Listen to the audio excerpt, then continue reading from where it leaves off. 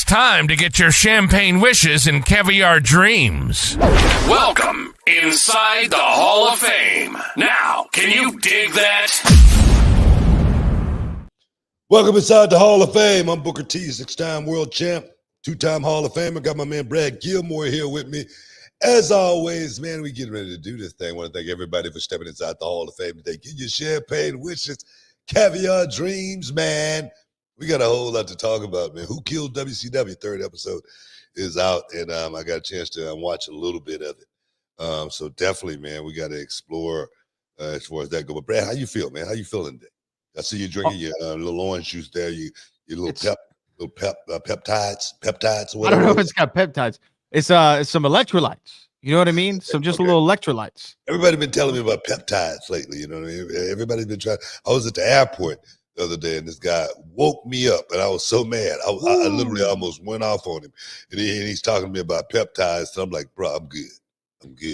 He just don't know how close I was to telling him, man, you need to get the hell up out of here right now. You know what I'm saying? Hopefully he's listening to this right now. That's ballsy.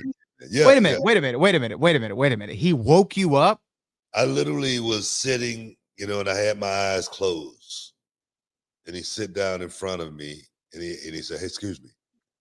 And I opened my eyes, and he started talking to me about peptides. I'm like, dude, it look like I need a damn peptide right now. It look like I need some sleep, okay? You know what I'm saying? But nah, man, the peptides, everybody's talking about, so I definitely might have to look into it. Just check it. I don't think there's peptides in this. There could be a picogram in there somewhere. I'm not really sure, but I'm doing good, book. We're having a tropical depression roll through town, so it's been a rainy day. And the other thing is, it's been raining all kinds of comments on the Reality Wrestling YouTube channel, on Twitter. We've started a conversation. I say you've started a conversation online that I'm sure we'll get more into, kind of with some of the fallout of the death of WCW, who killed WCW, and all the like. But I'm doing good. I know that we're rolling close to the next Reality Wrestling show on July the 13th. Revolution Rising. Tickets are available right now. It's the penultimate show before Summer Champions 10. And we already know a couple of matches that are going to be on Summer Champions 10. One that we saw on an edition of Reality Wrestling a couple weeks ago, the $10,000 prize fight is going to be going down between Dexter Line Dixon and Teron Beckham, and all kinds of other things. Is it going to be Gigi Ray? Is it going to be Promise Braxton, who gets the shot at Mia Friday for the Undisputed Diamonds Championship? All kinds of stuff is going on, book, at Summer Champions 10. As well as Search for the Ultimate Athlete. The footage, guys, is going to be coming real soon, so make sure you be on the lookout for that as well. We did crown a winner. The winner was Teron Beckham, an awesome athlete at Reality Wrestling, trying to make his way on that journey as well. So be on the lookout for that as well. Yes, sir. So we'll see where all that goes to. And again, you're going to be in Seattle this weekend too, right? Yeah, I'll be in Seattle, Washington this weekend. Big Con going down, shaking hands, kissing babies. Sign a few autographs. Oh yes, man! It's gonna be good. Seattle, it's a good part of the country. It really is. Well, it's gonna be cool. It's always like a little bit. The thing about Seattle is it's always a little bit misty. You know what I mean? Yeah. It's never fully sunny. It's never like raining, but it's always misty. There's always a little bit of water in the air. You can get some good fish out there. A lot of good Thai food. It's a lot cooler than it is here in Houston. So I'm looking forward to that. I will be honest with you. The first time I went to Seattle, I had a friend who's from there, and I said, hey, what do you want to do in Seattle? Like, what's there to do? And he's like, have you heard of the Gum Wall? And I'm like, the Gum Wall? What is that? I'm thinking this is like some happening restaurant, or maybe it's like a nightclub, the Gum Wall. You got to go by the Gum Wall. Or maybe it's an arcade. I didn't know what the Gum Wall was. No. It's literally a wall where people stick their gum. And it's in an alleyway, and it's become a tourist attraction. Now, I know we're from Houston. It's not like the prettiest city in the world, but we don't have a gum wall. What are people thinking, man? You know what I mean? For that to be a tourist attraction, for people to actually want to go there and be a part, do you know how disgusting that is? I'm serious. Just think about it for a second. You know what I mean? You can catch something just going to that museum to see that. book. Like I just pulled up. We didn't go to the gum wall, but I just pulled up like a picture of it. It's disgusting. Yeah, look here. I'm I gonna tell want you. to share it. I know it's disgusting. I mean, you don't even have to show it. I can just think about something like that. Come on, man. I just think about that when I'm chewing my gum and I'm somewhere and I just stick it under the chair. Sitting. That's bad, isn't it? That's bad. You mean hypothetically, right? Hypothetically. Come on, man. No, but you're going to be there in Seattle. I saw some wrestling luminaries are going to be there. Sting, who has been talked about in the Who Killed WCW documentary a lot as kind of the franchise of WCW. A former WCW color commentator, Jesse the Body Ventura, is going to be out there. And I'm telling you, man, I would love for Jesse to be in the Hall of Fame. Oh, man. Yeah. We don't even have to talk wrestling with Jesse. I just want to talk about Kennedy. You know what I mean? Like I want to hear what he thinks about JFK and what happened there. I know he wrote a book on it and all those things. But you're gonna love Jesse, man. Jesse's a good dude, man. I used to love when Jesse did commentary back in the day with WCW. He used to always put me over. Used to be one of my favorite guys in WCW. So you back then, because he came in like 95, I think Jesse was there. Did you have like a lot of interactions with him, or just kind of you would hear him on commentary? Yeah, not a whole lot of interactions or anything like that. Just hearing his commentary and feeling like I was like one of his guys. Like one of the guys that like watching. Maybe I did it old school, like they did it back in the day. So he was always one of my favorite guys. As well as I grew up as a fan of Jesse back in the day as well, because he was just so over the top and flamboyant. He was definitely one of the guys you wanted to watch and kind of emulate to what it took to get to the top level, because he was that guy who always worked at the top of the cards. You never saw Jesse at mid card or lower card. He was always at the top of the card all the time, so yeah. Yeah, the thing about Jesse Ventura is, I think people obviously remember him as a commentator, and then later the Governor, which is still crazy, and then he's in Predator and movies like that. But I think when you go, I've listened to old Jesse Ventura AWA promos, like when he would cut a promo back in the AWA, the kind of the era you're talking about. He was so good, man. He was so good off the cuff, a little superstar-ish, right? Like some influences of Superstar a little bit to me, a little Gorgeous George in there, I think, maybe a little bit. But Jesse was awesome, man. And I know his wrestling career was cut short, I think, for an injury he had. But if you go back, just watch Jesse Ventura promos, and he lived up to the body. Jesse was jacked. Jesse, man, he spent a lot of time in the gym. I tell my guys, man, you cannot, forsake the gym. You definitely have to hit it on all points, and it starts in the gym. And Jesse definitely was one of those guys that, his body, Jesse the Body Ventura. Yeah, most definitely. One of the great nicknames too. Because no one's taken that one. There's been other Gorgeouses. There's been other Nature Boys. Well, somebody tried to take it. Scott Levy tried to take it. Raven at one Scotty point. the Body. That's right. Scotty the Body. Yeah. That's right. Well, you know what? That one didn't stick. Didn't stick it all. Yeah. Raven stuck. That was a great gimmick. I don't know, but before we get into, I want to talk to you a lot about WCW and some of the news that we made on the last show. But did you get a chance to see the debut of the Wyatt Six on Monday Night Raw with Uncle Howdy, which is Bo Dallas and some of the luminaries? I got a chance to see just a little bit of it on YouTube. I didn't get a chance to see it live, but it seems to be pretty interesting. Yeah, I mean, it's definitely reminiscent of Bray, God rest his soul, kind of picking up where he left off, with his brother literally carrying the torch for him, or in this case, carrying the lantern for him, to kind of continue that legacy. But, to me, like you've always said this, and it stuck out on the show for me when I was watching Raw, is we can have a place for this in wrestling in any era, but only they can do it. There can only be one act like that. You know what I mean? Yeah. You can't have a whole bunch of supernatural stuff. But I will say, no one does a shot like this like WWE does. I mean, to even go through Gorilla and you see sparks, from the lighting, and Chad Gable looked like he might have been out for the count completely, looking like he just got roughed up by somebody pretty seriously. And the mask and the pageantry of it all. I'm interested to see how it plays out, but I think it's cool to have that presence on the show. When you say, No doubt, man. Bray Wyatt made such an impact, man, such a huge impact in a short amount of time that he got a chance to spend on this earth. As far as this business goes, man, he's a legendary figure in this business at such a young age. Just go to show you the mindset, his IQ for this business, and just can only imagine how far Bray Wyatt's hypocrisy would have gone. That's the thing, how far could he have taken it? How far could it, how much would it have expanded? You know what I mean? Because all of that stuff was coming out of the mind of one guy, and that was Bray Wyatt. So we're going to see how the legacy continues. So stick around, stay tuned. Guys, you're in the Hall of Fame. We'll be back in a minute. Can you dig it, sucker? And this episode is sponsored by BlueChew. Guys, let's talk about it. Let's talk about sex. Hey, you remember when you was always ready to go? I'm talking about strapping the rocket on it, man. Going straight to the moon. I'm talking about getting it done. If you want that extra confidence, I got something for you. Listen up.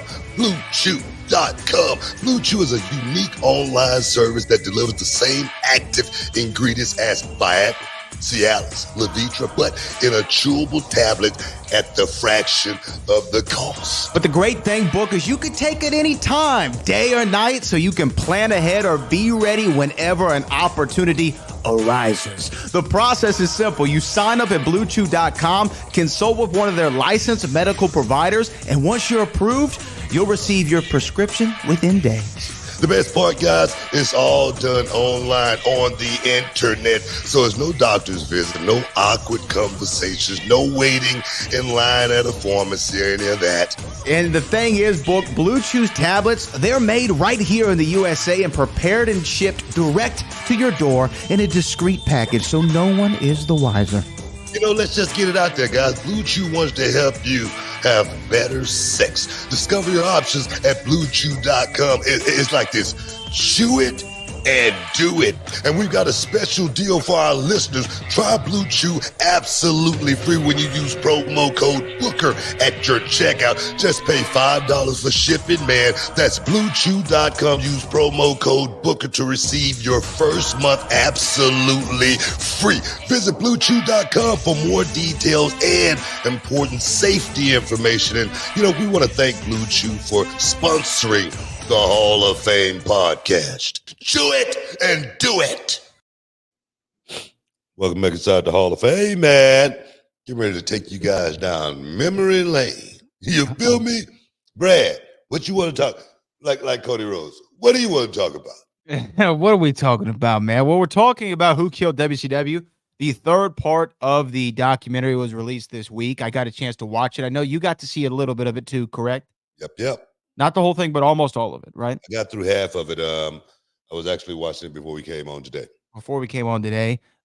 You know what? You and Charmel, the Queen, made her first appearance in the docu series as well. I must say, in this third episode, I haven't got a chance to see the second episode. I just don't sit around and watch stuff like this, guys. Oh yeah, I get it. But I know we got to talk about it, so I got a chance to watch a little bit of this third episode, and I must say they made me look pretty good. You know what I mean? I must give. Now you like them because they put you over. They put me over. They put me over big time, man. They had me looking real jacked, working out and all that stuff. I'm like, man, I look great, man. I mean, so now, man, big ups to the guys who put it together. Oh yeah, it was cool to see the footage of you. Again, I think you were working on your back or something. You were sitting there on the machine and kind of cutting a little promo. What was that for? I don't know. Yeah, I don't ever recall seeing that before. So I don't know. It must have been in the WCW archive somewhere. Yeah. That they found that.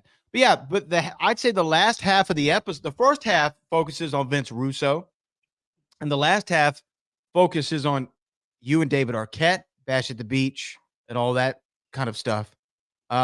Which is interesting that they used Arquette and Bash at the Beach as a part of what killed WCW, because in a lot of ways you could draw links to those moments as definitely touchstones that highlighted a larger issue. But I want to ask you first, let's start from the beginning.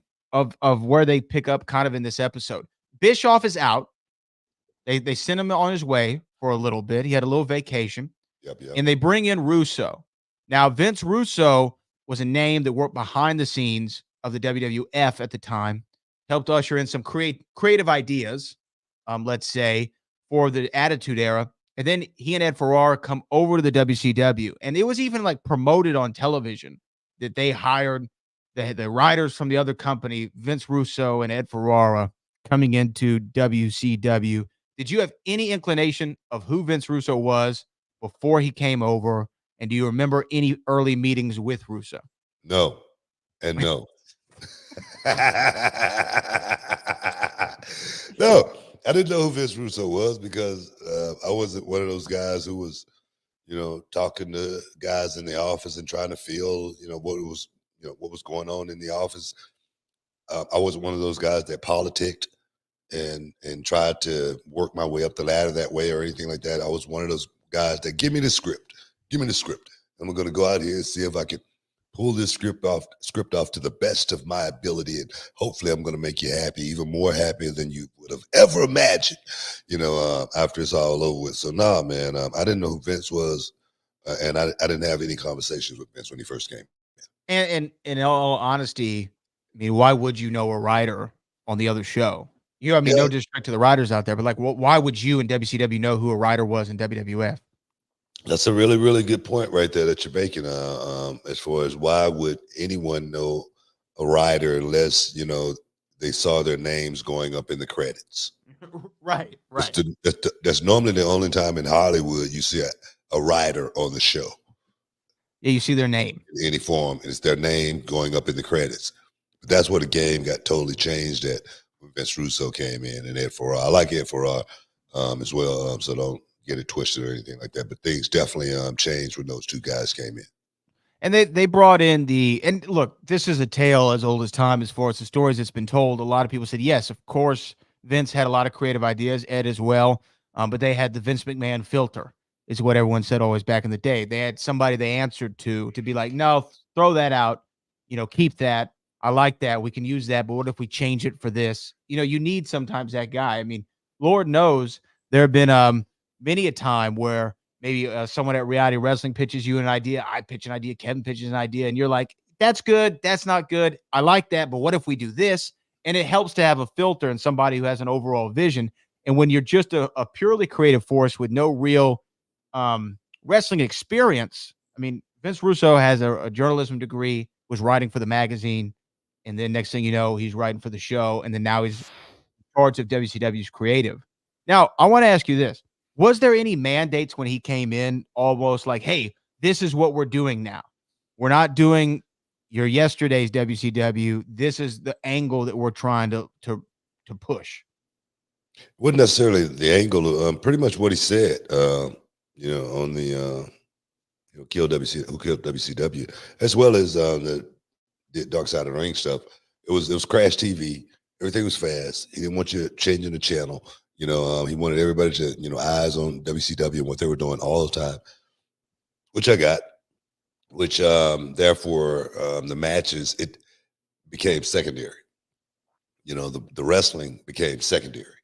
It all became a show about entertaining and entertainment at all times, at all cost. And I remember having a conversation with Vince Russo, and I go, Vince, man, these 5-minute matches, man, they're killing me, man. They're killing my career. I need more time, man. I need more time to go out and perform. And I remember him giving me more time. I think I had maybe 10 to 12 to go out and get my work done, I was cool with that. I was like, 10 to 12, that's cool. But those 5-minute matches I really thought was killing my career. I could really get no quality work out of 5 minutes. I would be so tired sometimes at the end of 5 minutes because I was just running around the ring, stuff like that. And I wasn't the only one. Everybody was introduced to that motto and that style of Vince Russo. So we just had to get used to it and go with it. I think at that time because he was the boss. Yeah, and for people who don't know, I mean, wrestling is physical storytelling, and you need more than 5 minutes generally on most nights to tell an effective story, unless there's a special circumstance for it. But let me ask you, because he says this in the doc, and I did find this as an interesting perspective that I had not considered from him before, which was he said, I'm a writer for a television show. I heard that. He didn't say I'm in charge of the booking, for a wrestling show. He said I'm a writer for a television show. And when you think of it through that prism, I'm not saying it justifies any of the bad ideas, because Lord knows there were good ideas in WCW during the Russo era. As we've talked about, there was a lot of like, what are you doing ideas? But when you don't look at it from a wrestling prism and you look at it through a television show that's only goal is to get viewers and keep them watching for the entirety of the 2 or 3 hours, I understand more of his approach than I did when I just thought he was an erratic wrestling writer. Do you understand? Do you understand what I'm saying? Kinda. Like I'm not saying I'm justifying it, but I'm just saying, like, if you're a wrestling mind and you come in here with a wrestling perspective, you're not booking the show that Vince Russo booked. There's no way. There's no way anybody with a real sense of the business would take that kind of creative direction. But if you are somebody who says, I'm a television writer and I just want to create something that's going to make you watch, I don't give a damn about the wrestling aspect. Yeah, I get that, man. I get Vince Russo saying that, but what other television shows has he worked on? Well, I think just this is not so much his IMDb page as his philosophy. What I'm saying is he's worked in the wrestling business. So he's wrestling not just for a television show. He's writing for a wrestling television show. It's going to still be about wrestling.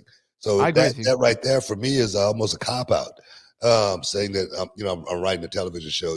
Really, there again, like you said, a lot of good ideas. A lot of bad ideas. I think just take that and run with it.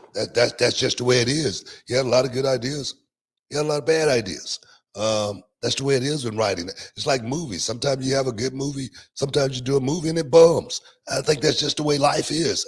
And you got to take it like that. I mean, I think Arnold Schwarzenegger talks about the movie that he made about his mom, who shot my mom or something. Or was that? Or was that Stallone? One of them. It was Stallone. It was Stallone. Mom's got a gun, or exactly. It was one of the worst movies, But then we talk about Rocky, how great Rocky was, and how great the franchise was. So I think that's just the way it is. And I think if because just think about it, just go back and revisit some of the stuff that happened in WCW. It was a lot of crappy stuff. Yeah. And I said it at one point, I think, on the documentary, that I really felt like Vince Russo was writing a lot for himself. He was entertaining himself. I think that's definitely an element to it. And I wanted to ask you about that. No, and I think that might be an element. And is it wrong?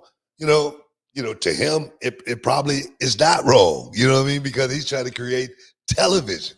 But to the guys, the wrestlers that's on the show, that's got to do like the one match I had to do where, it was like on a pole or something, and then in a box, like 4 boxes, one of the boxes, the thing just fell out of it. Yeah. One of the boxes had a picture of Scott Hall in it.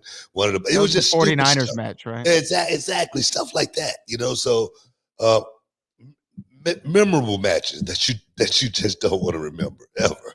You know what I mean? So I think just take it like that, and I think we get past it. We get to this point.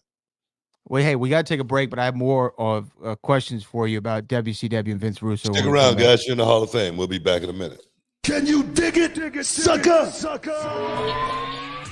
All right, everyone, it's Booker T and Brad Gilmore here, and we've got something exciting for all you sports, comedy, music, and theater fans out there. We're talking about GameTime, the fastest, easiest way to get your hands on tickets to your favorite events. That's right, Book. We love all those spontaneous, unforgettable moments, and GameTime is here to make them happen. Whether it's a last-minute decision to see a game or a sudden urge to catch a live show, GameTime has got you you covered, giving fans access to tickets even at the last minute in over 60 cities across the United States and Canada. And guys, this ain't about getting in. This is about getting the best seats in the house. With GameTime, you can see images of your seat before you buy it. So no surprises there, guys. You can score tickets swiftly. Skip the line, guys. Just dive straight into the moment.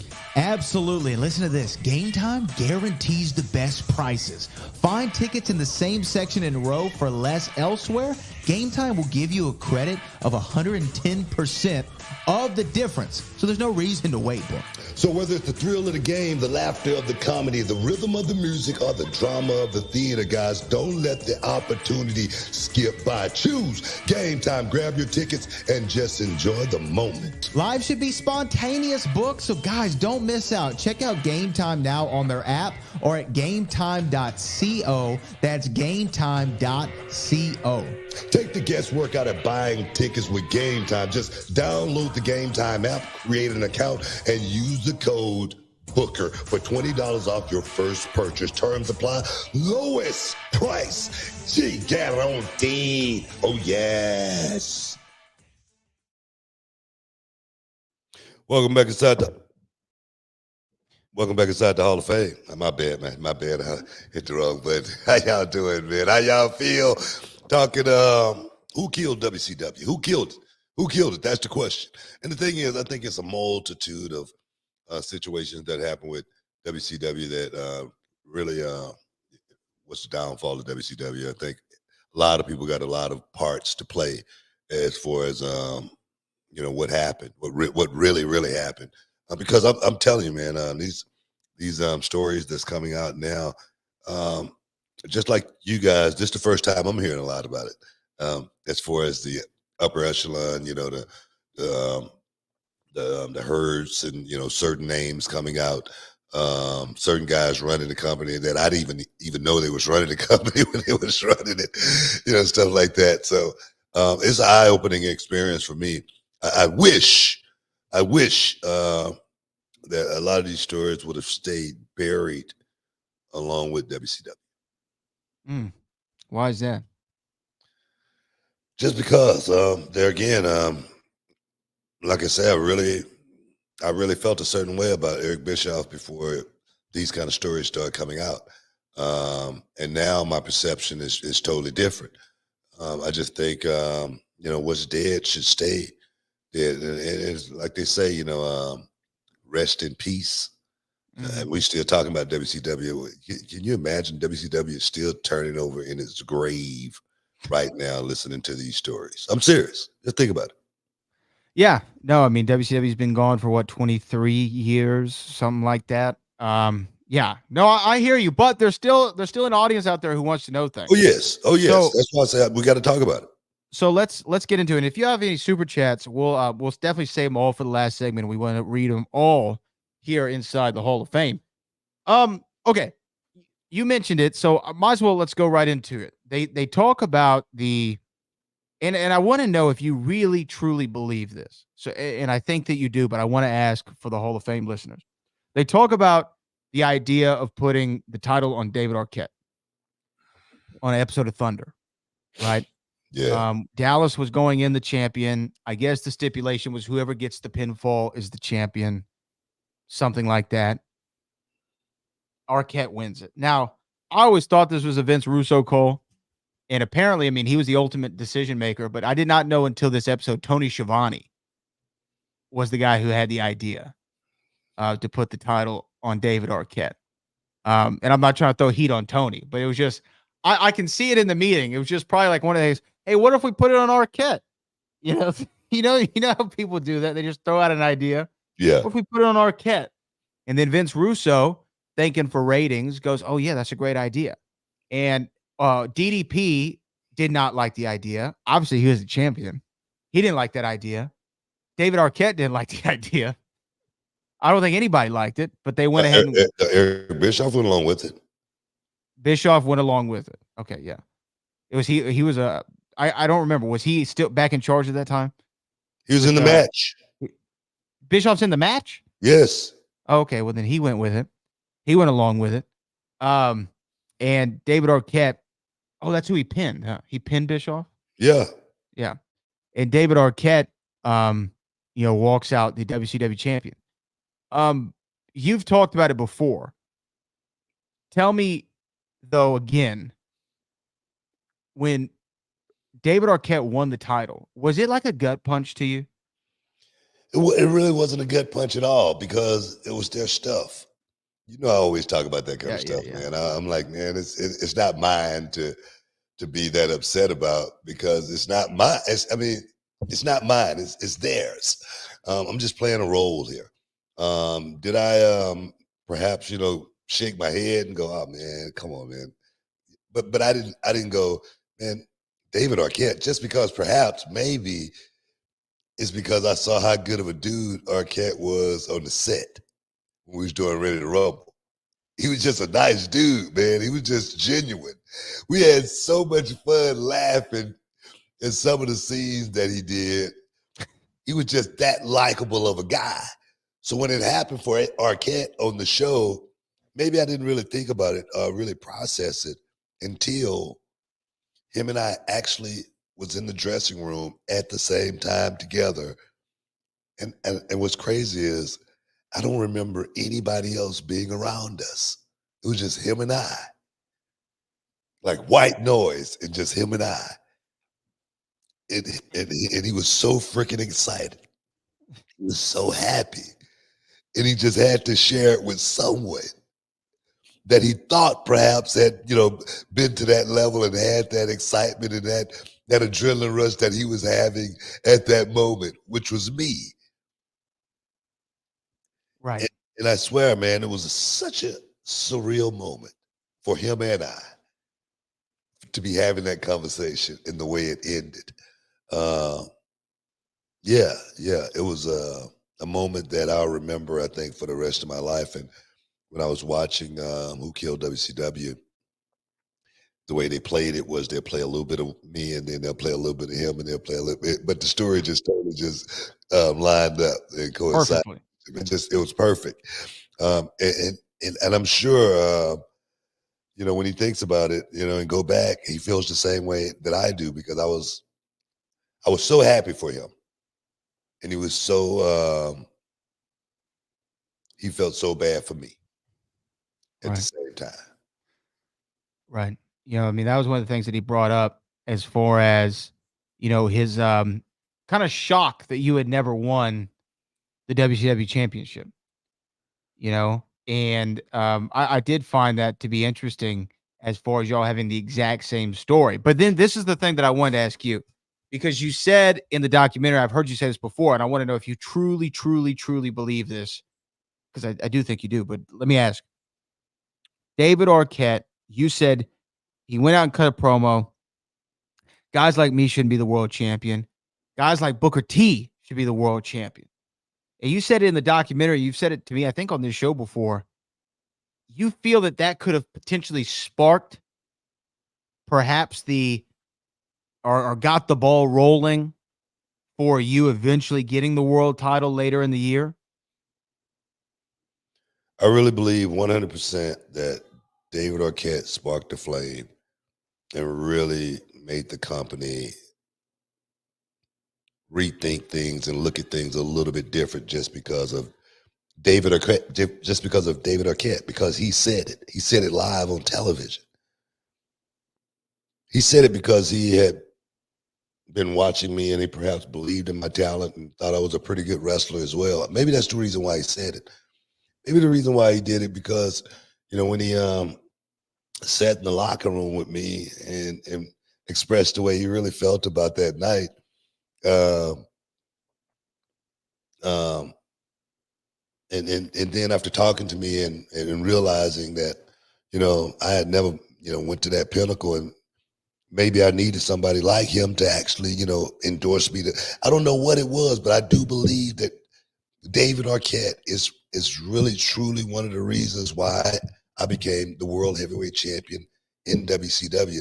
The question was asked, why did I think I would never become WCW champion? And I said, because I was black. And I really believe that too. I really believe that because I felt like I had the talent. I felt like I was just as good as anybody in the locker room.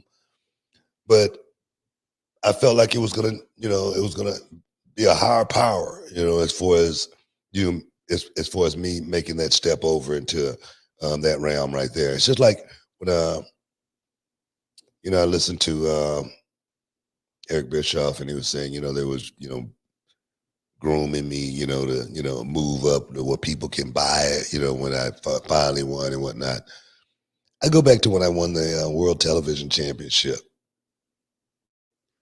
And the reason why I won the World Television Championship for the first time is because Rick Martel had forgot his boots.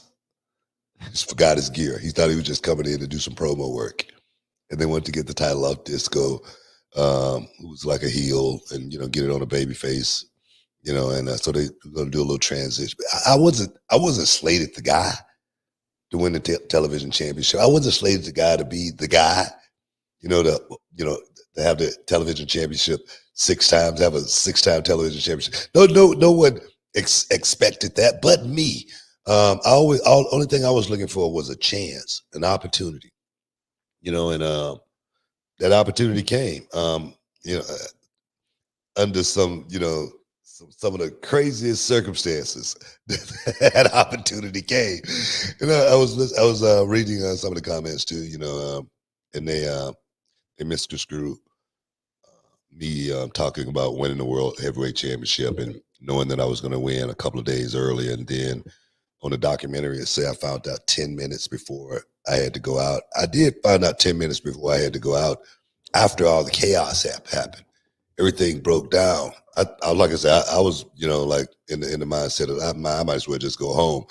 They said, no, stick around. I found out 10 minutes before I was actually going to walk out and perform for the World Heavyweight Championship. I found out about 10 minutes on that night. Yes, but so I just want to correct that and make sure people don't think that that my words was mixed by me saying, no, I found out a couple of days early and then I found out 10 minutes before. I just don't want that to be So, okay, wait. I know we have to go to break, but just so I have it right, you had an inkling a couple of days ahead of time, but you didn't really know until 10 minutes before. I had an inkling that I was going to be winning the world title, and then everything was up in the air. When Hogan pulled the card, and then I'm like, well, I don't know if I'm going to be doing this. And then 10 minutes before I find out, it is going to happen. So that's the case. So I just want to clarify that. So if anybody's, wondering, it's because I've seen a lot of comments about it. Stick around, guys. You're in the Hall of Fame. We'll be back in a minute. Hey everybody, Brad Gilmore here with the one and only Booker T, and today we're not just talking about wrestling, we're talking about something that's changed the game for both of us personally, and that's Mando whole body deodorant. Yeah, that's right, Brad. The most valuable thing in the world could be that #1 draft pick or home field advantage throughout the playoffs, but you know what? Second time. Absolutely, Book, and let me tell you, managing body odor, that used to eat up a lot of time. Always worrying about it, especially around midday, but not anymore since we started using Mando. Yeah, but tell them why, Brad. Well, Mando isn't like those other deodorants that just mask the odor with heavy fragrances. Mando stops odor at the source. It blocks bacteria on your skin from breaking down sweat, which, by the way, is what really causes that BO. And it's clinically proven to control that odor for up to 72 hours. Now that's long-lasting, man. It really frees up so much time since switching to Mando. I've even perfected my half-court shot, believe it or not. Man, that's awesome. And let me add, I've been using Mando everywhere. Pits, grundles, and even those stinky crevices. We all got. It's aluminum-free, cruelty-free, dye-free, and vegan. Designed by a doctor who knew what was up about body odor, man. And for our listeners, we got something special.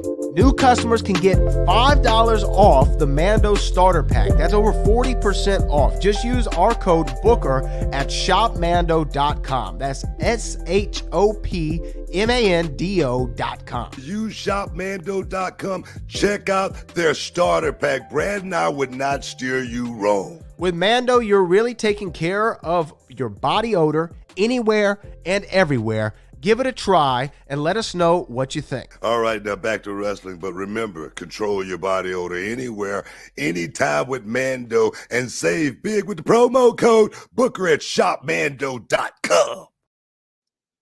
Boom! Welcome back inside the Hall of Fame talking. Who killed it, man? Who killed WCW? Where we going? What's your next question, man?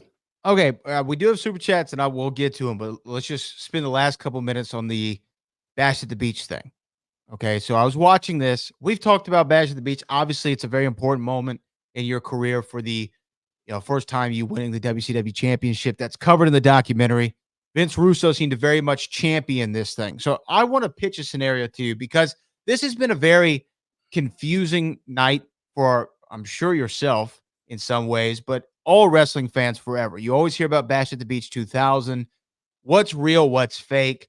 It's wrestling. It's hard sometimes. And you know what? I mean, Hogan's known to kind of go on his own version of events a lot of times. Because we all remember when he was a bass player in Metallica. So these things happen, right? And I get the passage of time, your memory fades. This is what, from my understanding of watching and viewing everything, talking to you and all this is what I feel like could have happened. Do you remember when Bret Hart was going into his last, I think it was 90 days of his WWF contract? He had creative control in his contract for the last 30 or 90 days, something like that. He could be in charge of how he left the company. That was in his contract. And when it came time to Vince and the powers that be saying, we want you to drop the title, Shawn, in Canada, Vince said, or Bret said, excuse me, a Hogan line, that doesn't work for me, brother, right? And they kind of try to figure out a solution. They couldn't figure out a solution. Vince tells Bret, we'll just end in a schmoz at Survivor Series. Turns out the Montreal screw job happens. They do business for him. Whatever happened. I feel like Bash at the Beach 2000 is a very similar situation. And I could be completely wrong on it, but it feels like Vince Russo said, hey, Bash at the Beach, this is the perfect time to finally put the title on Booker. Because in the Death of WCW or Who Killed WCW documentary, Vince Russo says everyone loved Booker. The people love Booker. People backstage love Booker. He paid his dues. He has everybody's respect. The fans are behind him. This is his time, right? This is the time to do it. Like he's earned this opportunity. And you even hear an inkling a couple of days in advance. What would you say, 2-3 days ahead of time? A couple of days, 2-3 days, yeah. 2-3 days, you hear from somebody, hey, Book, we're planning something, And we know if you've worked in the business, anything can change by the time you get to the show. But you at least heard the inkling, hey, we're thinking about putting the title on you at the Bash at the Beach. It's a possibility. You wouldn't think, it's your time. It's your time. So you were told you're winning the title at Bash at the Beach. Yeah. And Russo's got the book at the time. So obviously Vince Russo's made this decision. It's time to put the title on Booker. And then you get to Bash at the Beach 2000, and there's the Hulk Hogan of it all and the Eric Bischoff of it all. Now, Hogan has creative control. Whatever he wants to do, he can do according to his contract. Now, it sounds like Bischoff goes along with it, but you know what? Also, to be fair to Bischoff, it doesn't really matter what he says. Hogan has creative control. If Hogan wants to win the title, it seemingly, now I could be wrong on this, from my understanding, it supersedes anything anybody else wants to do. He's got the power to do it. He's on the show. This is what I want to have happen. So either I'm not on the show or I am on the show, but if I'm on the show, this is what I want to have happen, I think. So Hogan obviously wants to win the title, which would have saved the company from financial ruin, as we all know. And they have the thing with him and Jarrett. And then there's the promo from Russo. Eric and Hogan leave the building. You end up winning the title later in the evening from Jarrett. Do you think it's possible Vince Russo told Hogan and Bischoff what they wanted to hear just to get them to go along with the program long enough so that he could then slot in the match that he really wanted between you and Jarrett? Anything's possible. Anything's possible. Do you think it's probable? It's hard for me to say. And the reason why it's hard for me to say is I just can't see. But then again, I talk about how Eric Bischoff had changed a whole lot, from the beginning of the NWO to that point, right there. I don't know what Eric Bischoff's mindset was. I know in the documentary Who Killed WCW, at one point Vince Russo say his job when he came back was to oversee everything Vince Russo was doing. Am I right or wrong on that? Yeah, that's what Eric Bischoff said. That's what he said. He said he was to oversee everything that Vince Russo was doing. And for him to get in the car and leave after Hogan debacle with Jeff Jarrett, opposed to being in the office irate, wondering what the hell is going on, and get in the car and go down the road, and then they find out about this later, as far as Vince Russo going out and cutting the promo. I don't know, man. I don't know if Eric Bischoff was in the building at that time, but if he wasn't in the building, that proves my point even a little bit more so, just because the boss, I mean, I normally do reality of wrestling. I know I'm one of the last people to leave. I'm not going to be leaving before the show's over. The last thing I'm going to do is leave before my show is over. That's not going to happen unless I'm caught up in the moment and we're having, a really, really good time running this company the way it's being run. I don't know. I could be wrong, but it's hard for me to believe that. It really is. It's really hard for me to believe Eric Bischoff left the show before the show was over with. Wait, so did you ever see him at the show after what happened? I mean, did you ever see him? I don't recall seeing him. I mean, but then again, to your point, maybe they thought the show was over after Hogan won the belt. Maybe they thought the show was over. I don't know. Hey, we did our business for the night. I'm gonna hop on the jet with Hulk. We're gonna go back to Florida or wherever it is. They were good buddies back then. Hulk was out of the door. He probably was somewhere real close because he didn't want to miss the jet. He didn't want to miss the takeoff time. I'm serious. Well, and it's notable that this is the last appearance of Eric Bischoff and Hulk Hogan in WCW, on television at least. It's the last time we ever saw either one of them on TV for the WCW.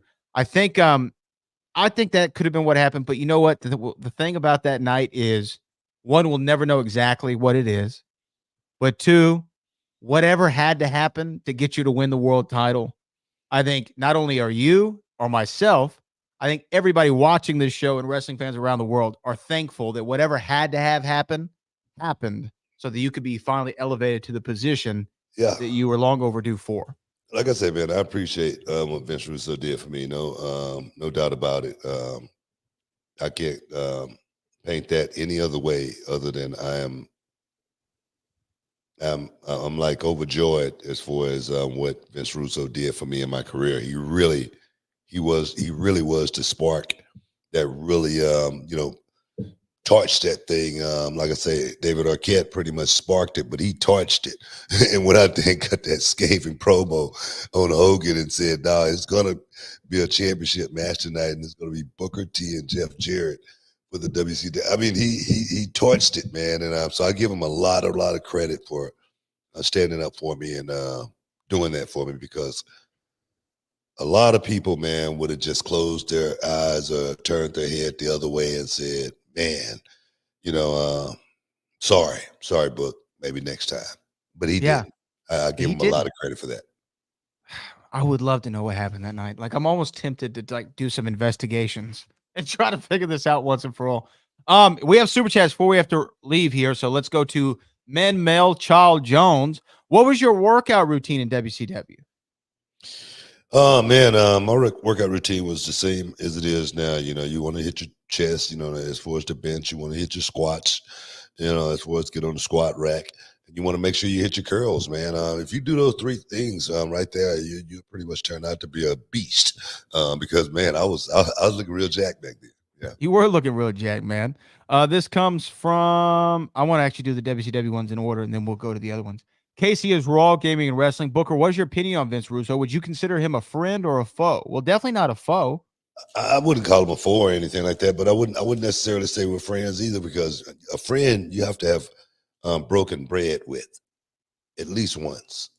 And Vince and I, we've never broken bread. We've never had in-depth conversation, anything like that, other than wrestling talk. But I would consider him a colleague. Michael Peacock says, when Russo presented ideas to the wrestlers, was there a negotiation or did he put it as you have to do this? Because sometimes people don't speak up when they should have. Well, I can't speak for everybody, but Book, knowing you how I know you, if he did something you didn't like, for me, it was a negotiation because I went and asked Mr. Russo if I can get a little bit more time. I knew the 5-minute thing wasn't going to work for me. I tried it and it wasn't working. Get over matches just wasn't working. So, he was willing to bend a little bit because he gave me the extra time. Yeah. So, I mean, everything's open for negotiations. Let's go to, we're going to go to the WCW ones first. Data with Kindle said, I think it would have been a better story if Hogan had put you over at Bash at the Beach. Well, I think that would have been a good story. That would have been a great story, but there again, I really don't think that would have ever happened. I don't think, like Oak said about Sting, I don't think he would have been in the right mind space for that. That one didn't work for me, brother. But by the way, I got to tell you, that doesn't work for me, brother. It's such a great line. It's like show's over, pal. Show's over, pal. That doesn't work for me, brother. That doesn't work for me. No matter what it is, no matter what it is, what's there, you can use it for anything. You can use it for anything. It's almost too. I'll tell this real quick before we get to our last super chats. I know we're going a little over on time. It's like there's this great story Bully Ray tells where he and Devon are working a match with Rock and Foley, and they're trying to figure out the finish. And Bubba pitches the finish. He's got this great elaborate thing, and The Rock kind of looks at him. He goes, "Bubba, that's a great finish, but it's not a great finish for The Rock." He said he wanted to kill him so bad.